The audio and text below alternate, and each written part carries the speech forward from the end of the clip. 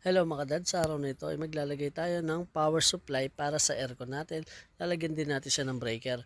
Ngayon, ang paglalagay natin ng breaker ay lalagyan natin yung breaker niya dun sa electric panel. Tapos pagdating niya dun sa taas, outlet na lang daw kasi may breaker naman siya sa panel. So tama naman yun mga dads. Then dito natin siya papadaanin. Ayun po, dun po sa bintana ilalagay yung aircon niya. Yan dyan po, sakto-sakto. So sinukat niya muna yung aircon niya bago siya bumili ng aircon. Ito nga pala yung aircon niya mga dads. Ayan. Isang window type na Astron. Ayan. So, pagkita ko lang mga kadad. Ayan. Astron aircon mga kadad. So, tara. Umpisa na natin. Let's go! At una na nga natin gagawin, nalilinisin muna natin tong panel natin.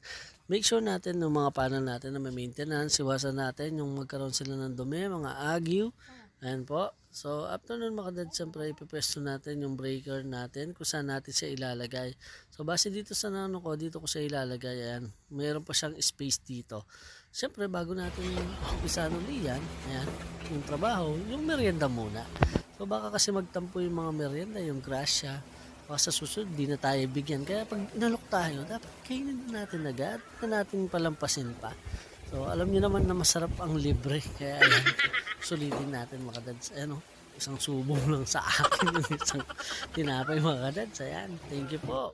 Babanatan na natin to mga dads kasi ayan, may lakas na tayo. Salamat po sa merienda. Ang gagawin natin, patatagusin natin yung balas natin dito sa kapal nito. Mga 6 inches siguro to mga dads. Ganun din ang gagawin natin doon sa taas kung saan nakapwesto yung aircon natin para tumagos yung wire natin mula doon pababa dito. Update ko kayo mga dads pag nabutas na. At ito na nga mga dads at nakapagbutas na tayo. Ayan po, dalawang butas. Ayan po yung isa dun sa breaker natin or sa outlet natin at dito sa baba. Tapos ito na nga mga dads, ito yung nabutas dito sa taas. Ayan, medyo nasira yung pagkapin. Pero ang ginaganda nito mga dads, may discarded dyan para di lumitaw. Tatakpan natin ito. Ayan. So paglagay natin ng wire, ipapasok natin siya dito patagos dun sa baba. Inumpisa na namin siya dito para wala nang baba akyat. So dinala kasi ng customer natin dito yung wire niya. Kaya ang ginawa natin, inumpisa na natin dito papunta sa baba. So mga dads, kung bago ka lamang sa akin channel, ay huwag mong kalimutan mag-subscribe at click ang notification bell para updated ka sa ating mga bagong videos. At kung may natututunan ka sa ating video, ay huwag nyo naman kalimutan ni-like ang ating video. Ay napakalaking tulong nito sa ating channel. So tara mga dads, let's go!